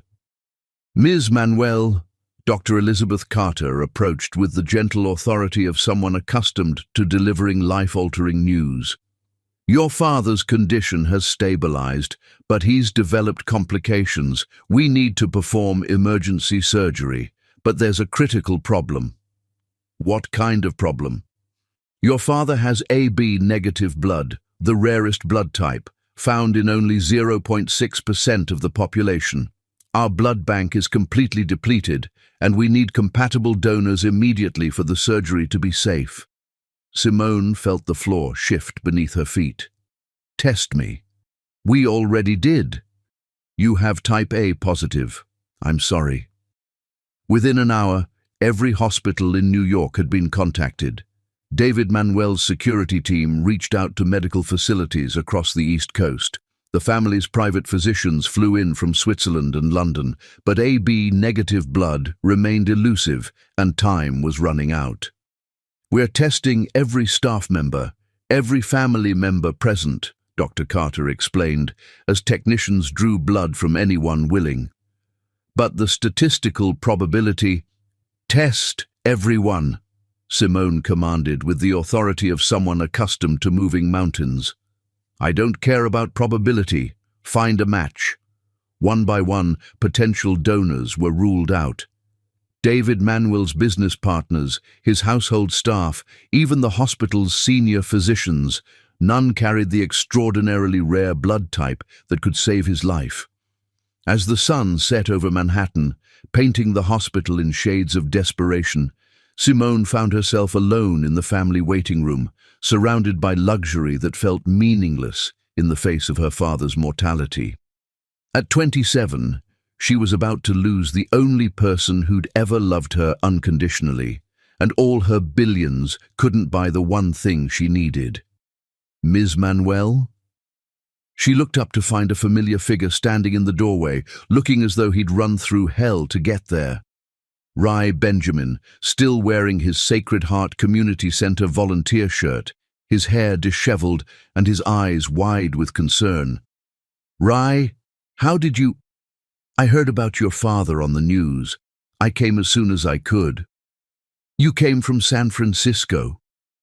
"I took the first flight. I ... He ran his hand through his hair, suddenly uncertain. "I know you don't want to see me, but I thought maybe you might need—" "I don't need anything from you," Simone said automatically, but the words lacked conviction. The truth was that seeing him there, when she felt most alone in the world, provided a comfort she hadn't expected. "I know," Rai said quietly, "but I'm staying anyway. The hospital is testing everyone for blood compatibility," she found herself explaining. "Daddy has a B negative blood, and we can't find a donor anywhere." "Test me." The words were spoken without hesitation, without calculation, just immediate, absolute willingness to help. "Rai, the chances are—" "Test me," he repeated firmly. "Please." Dr. Carter emerged 20 minutes later with an expression of amazement that made Simone's heart stop. "It's a perfect match," she announced incredulously. "A B negative, the same extraordinarily rare type. We can proceed with surgery immediately." The world seemed to tilt on its axis. Of all the people in New York, of all the medical professionals and family friends and business associates who'd been tested, the one person whose blood could save her father's life was her ex-husband. The statistical impossibility felt like destiny. "Are you sure you want to do this?" Simone asked, as nurses prepared Rai for the donation procedure. "Are you seriously asking me that question?" "This is major surgery for Daddy. You'd be giving a lot of blood, and there are risks." "Simone," Rai interrupted gently, "he's your father. That's all I need to know." As they prepared for the transfusion, David Manuel briefly regained consciousness. His eyes found Rai standing beside his daughter, and recognition flickered across his face. "You're the boy who broke my daughter's heart," he whispered. "Yes, sir, I'm sorry for that. More sorry than I can ever express." "Then why are you here?" Rai met the older man's gaze steadily. "Because she loves you, and that's enough reason for me to do anything I can to help." David Manuel studied Rai's face for a long moment, then looked at his daughter. This is not the same man who divorced you." "No," Simone agreed softly. "It's not." During the transfusion, as Rai's blood literally flowed into David Manuel's veins, he held Simone's hand and told her things he'd never had the courage to say before. "I need you to know," he said quietly, "that discovering who you really are didn't make me love you less. It made me realize I'd never loved you enough." "Rai, let me finish, please. I spent our entire marriage thinking I was lucky to have someone like you. But the truth is, you were slumming it with someone like me. You gave up a throne to sit in diners with a man too insecure to appreciate the sacrifice." Simone watched the blood flow from his arm to the bag that would save her father's life. "Why are you doing this, really?" "Because 18 months ago you told me that loving someone means believing in them even when circumstances look bad. You told me that marriage means choosing to trust your partner over everyone else. I failed those tests completely. And now I understand that love isn't about what you can get from someone. It's about what you're willing to give without expecting anything back." The surgery lasted 6 hours. Rai waited in the family lounge, weak from the blood loss, but refusing to leave until they knew David Manuel would survive. Simone sat beside him, and for the first time since their divorce, the silence between them felt peaceful rather than painful. "He's going to be fine, Doctor," Carter announced as dawn broke over Manhattan. "The surgery was completely successful. Mr. Manuel is awake and asking for his daughter." In the recovery room, David Manuel gripped both their hands with surprising strength. "Young man," he said to Rai, "my daughter tells me you've been working with underprivileged children." "Yes, sir." "And that you gave away your fortune to charity." "It seemed like the right thing to do." David Manuel smiled weakly. "Do you know what I've learned in 78 years of life?" "What's that, sir?" "That character isn't revealed in success. It's revealed in how someone responds to failure. You failed my daughter terribly, son, but your response to that failure tells me who you really are inside." 6 months later, Simone and Rai stood before Judge Patricia Coleman again, not for divorce, but for remarriage. The same courtroom that had witnessed the destruction of their first union now hosted its resurrection. "Do you, Rai Benjamin, take Simone Manuel to be your wife, promising to trust her heart even when circumstances suggest otherwise?" "I do," Rai said, his voice strong and clear. "I promise to believe in her when believing is difficult, to trust her when trust requires courage, and to love her not in spite of who she is, but because of who she is. Do you, Simone Manuel, take Rai Benjamin to be your husband, promising to share your whole self, including the parts you've kept hidden?" "I do." Simone smiled through tears of joy. "I promise to trust him with my truth, my heart, and my complete faith that the man I'm marrying today is the man I'll grow old with." The small gathering of family and friends erupted in celebration, but for Rai and Simone, the world had narrowed to just the two of them, finally, completely and eternally united in truth. David Manuel, fully recovered and beaming with pride, raised his champagne glass. "To second chances and first loves, to my daughter who taught a man how to see clearly, and to my new son who proved that love can transform anyone willing to do the hard work of becoming worthy of it." Rai pulled Simone close, marveling at how perfectly she fit in his arms. "I love you, Mrs. Benjamin," he whispered. All of you, the coffee shop girl, the hidden heiress, and every beautiful, complicated piece in between. I love you too, she replied, her eyes sparkling with pure happiness. The man you were, the man you became, and the man you're still becoming every day. Their love story had survived deception, betrayal, heartbreak, and pride to emerge stronger and more beautiful than ever. Because the greatest love stories aren't about people who never face challenges. They're about people who choose to fight for each other even after they've lost their way. And sometimes, when love is tested by the ultimate sacrifice, it reveals that the most precious things in life aren't found in bank accounts or family names, but in the willingness to give everything, including your very blood, for someone whose happiness matters more than your own survival.